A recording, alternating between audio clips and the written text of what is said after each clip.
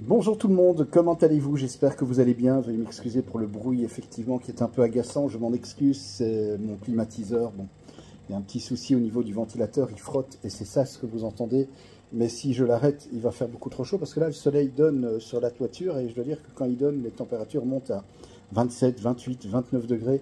Donc c'est assez insupportable, donc veuillez m'en excuser, mais je suis obligé de la laisser brancher.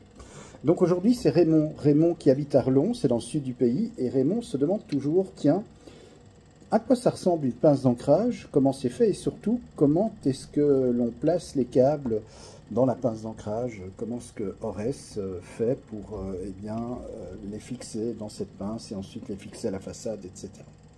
Donc je vais montrer ici la pince d'ancrage. La voici, je l'ai déjà enlevé les deux écrous, vous voyez ici. Voilà. Voilà une pince d'ancrage belge. C'est vrai que maintenant on utilise également des pinces d'ancrage plus récentes. Celle-ci est déjà d'un modèle assez ancien, mais est encore utilisée sur le réseau de distribution.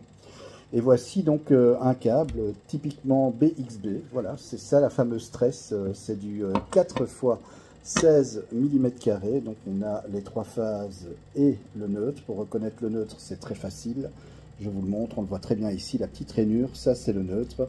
Et les phases sont numérotées 1, 2 et 3.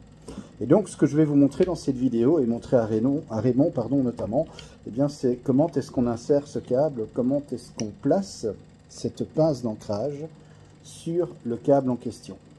Alors pour ce faire déjà, on va démonter la pince d'ancrage, vous allez voir elle est en trois parties en fait. Donc il y a ici le capot qu'on retire, la pièce intermédiaire et ensuite le corps de la pince qui comprend évidemment les deux tiges filetées. Alors pour ce faire, je vais ici séparer mes faces comme ceci. Voilà. Et donc en fait, on va commencer d'abord par le corps. On va insérer deux fils sur le corps.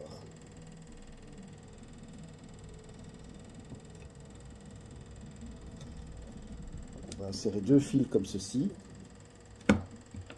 Donc je vais essayer de vous montrer en même temps, c'est pas évident parce que en plus c'est du câble qui est très rigide évidemment. Vous voyez, en fait le but est d'insérer les câbles. Je vais vous montrer sur la pièce intermédiaire, vous voyez, il y a toutes des petites stries en fait. Et c'est ces petites stries qui vont venir mordre dans l'isolant et c'est ce qui permet d'ailleurs au câble de bien tenir et surtout de bien supporter les efforts de traction et il ne bouge plus. Donc une fois qu'on a fait ceci déjà, on a mis donc ici le câble, donc comme ceci, voilà. On a mis les deux premiers conducteurs. Eh bien, on place la pièce intermédiaire. Ça me rappelle des souvenirs quand je travaillais chez Ores. Ah là là là là là là. J'en ai fait des pinces d'ancrage comme ça et des branchements pour les maisons, aux poteaux, etc. Donc voilà, pour ça j'ai encore gardé la main malgré que ça fait déjà quelques années maintenant que je ne travaille plus dans ce domaine. Je dois dire que ça va encore. Voilà. Donc, une fois que j'ai placé les deux premiers conducteurs, il va falloir placer les seconds conducteurs, les deux autres. Parce que je rappelle, il y a 4 conducteurs forcément. Il y a bien évidemment les 3 phases et un neutre. C'est une tresse de 4 conducteurs. Donc voilà, une fois que celle-ci a été placée, on reprend le capot et on le remet ici, sur les deux tiges filetées. On s'assure que les câbles sont bien insérés dans les gorges de chaque côté. Et une fois que c'est fait, eh bien, on met les écrous comme ceci. Voilà. Et on serre le tout. Alors, il ne faut pas serrer comme un malade, hein, parce que si on serre de trop, évidemment, on risque de casser la pince. Mais on serre, je vais dire, de manière suffisante à ce que le câble électrique, la tresse, soit bien coincé, surtout que les petites stries que vous avez vues dans les gorges et sur la pièce intermédiaire que je vous ai montré, eh bien, mordent bien dans l'isolant. Ensuite, eh bien, ça va aller tout seul. Donc voilà, tout simplement, on vient serrer les écrous comme ceci.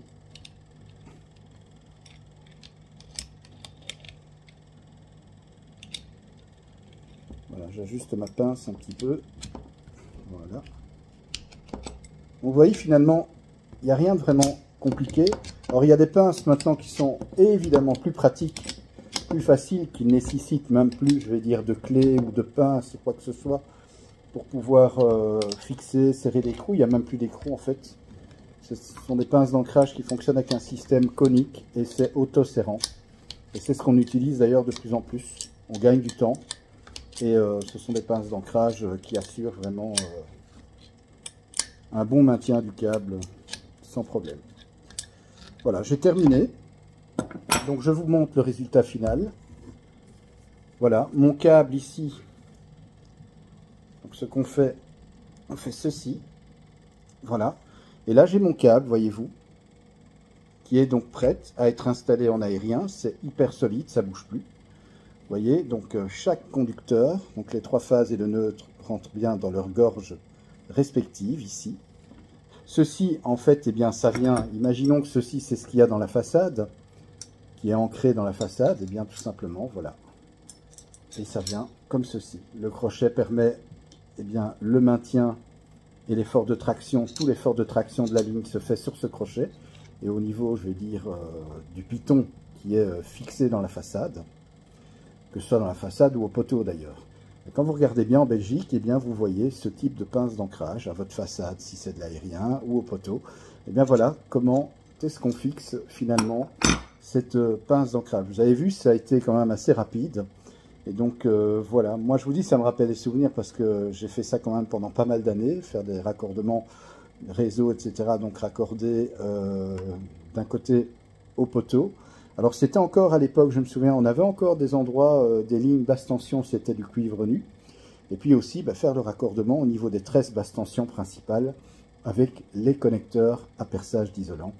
Et donc voilà comment est-ce qu'on fixe tout simplement une pince d'ancrage pour réseau BXB 4x16 mm² pour alimenter eh bien, une habitation en électricité. Voilà, donc c'est la tresse qui apporte l'alimentation. Et cette partie-ci, évidemment, vient se raccorder sur la colonne montante. Donc c'est le câble EXVB qui est du 4x25 mm² en général, et bien, qui est raccordé à votre coffret 25D60 et plus précisément au sectionneur 125 ampères. Voilà. Merci d'avoir regardé cette courte vidéo. Je vous souhaite bien évidemment une très bonne fin d'après-midi. Je vous embrasse très fort et je vous dis à très très vite pour une nouvelle vidéo en électricité. J'ai vu qu'il y avait encore d'autres questions qui m'étaient parvenues. Je vais regarder à tout ça et dans les jours prochains, eh bien, réaliser des vidéos pour répondre à vos questions. En attendant, je vous embrasse et je vous souhaite bien sûr un très très bon mercredi.